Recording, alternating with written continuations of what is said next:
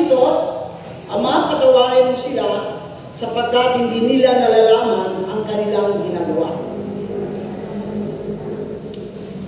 Si Lucas, sa kanyang isinulat na ebanghelyo, ay gumamit ng sapat na pagsasalarawan sa kung gaano kabuti at maawain ang Diyos. Matingkad ito sa mga talinghaga tulad ng mabuting Samaritano, mabuting pastol, at mabuting ama ng alibughang anak. Kung kaya't maging sa pagsasalaysay sa pagpapakasakit ni Jesus sa Kalbaryo, makikita pa din ang larawan ng isang mabuti at mahabaging Diyos sa gitna ng nakapanlulumong sitwasyon. Wika ni Jesus, Ama ko, patawarin mo sila sapagkat hindi nila nalalaman ang kanilang ginagawa. Sa mga wika na ito ni Jesus, ipinapakita kung gaano kalawak ang kanyang pakunawa, habag at pagmamahal sa atin. Pagkatapos ng lahat ng sakit at pangungutya na natanggap niya mula sa mga taong nasa ibaba, tumingala siya sa langit at nakiusap pa rin sa kanyang ama ng pangunawa at pagpapatawad sa mga taong iyon na mapagmataas. Kabaligtaran ito sa ugali at gawin nating mga tao. Madalas ay hindi tayo marunong umako sa ating mga pagkakamali o pagkukulang. Kung hindi magbigay ng maraming dahilan para pagtakpan ang kasalanan, ay binabalinat naman natin sa iba ang sisi. Sa kabilang banda, may mga taong lunod naman sa level ng kanilang moralidad na panghusga at pangungutya naman ang ibinabato sa mga taong nagkakamali. Ngunit sa mga wika na ito ni Jesus, iniaakay niya tayo na umunawa, mahabag, magparaya at magpatawad.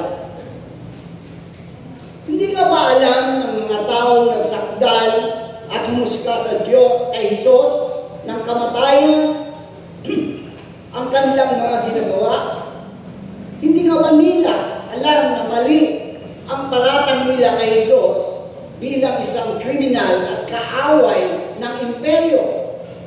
Hindi ba't mga Parisiyo at mga pinuno ng relihiyon sila?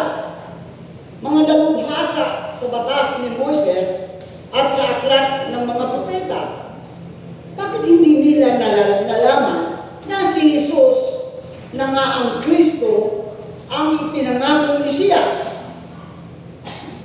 Sa tuwing tayo ay nagpapatangay sa takbo ng maling sistemang umiiral sa ating lipunan, sa tuwing pinaiiral natin ang ating mga sariling kagustuhan, sa tuwing pinagtitiwalaan natin na higit ang ating sariling dunong at itinakdang moralidad, tayo'y nagiging bulag at mangmang lamang sa harapan ng Diyos.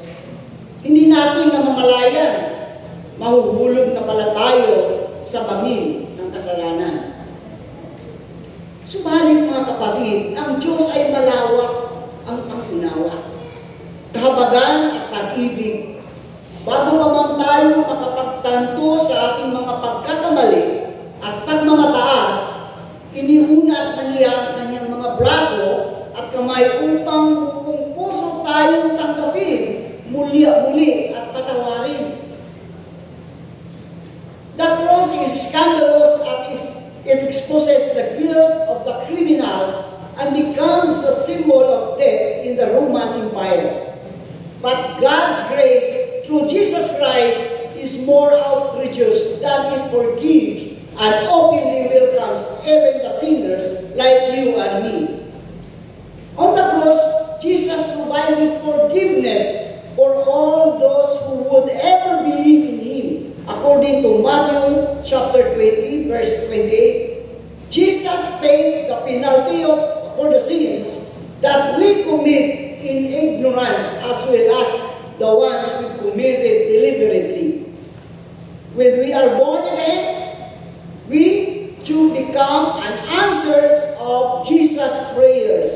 Father, forgive them. Sapagkat maging ang anak ng tao ay naparito, hindi upang paglingkuran, kundi upang maglingkod at iaray ang kanyang buhay sa ikatutubos ng marami. Sa wikang ito ni Jesus, tayo'y inanyayahan niyang muli na dumulog sa paanan ng cross, kung saan tumigil ang kanyang banal na dugo upang magsisi sa mga kasalanan, magpapakumbaba sa Diyos, magsuri sa sarili, magpatawad sa mga nagkasala, umiwas sa pagmamataas, at humiling ng tulong sa pagpapanibagong buhay. Nawa tanggapin natin ang wagas at pagpapatawad ng Panginoon. Manalangin tayo. Panginoong Diyos, tulungan niyo po kami matuto na magpatawad.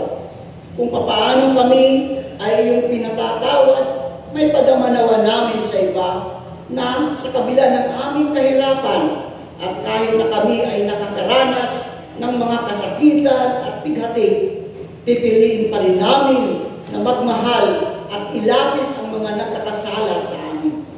Gayon din, dalangin namin na patawarin niyo din po kami kung kami ang nakagawa ng mga pagkakasala. Purihin ang Diyos na buhay sa pangalan ni Jesucristo na aming Panginoong Diyos. Amen.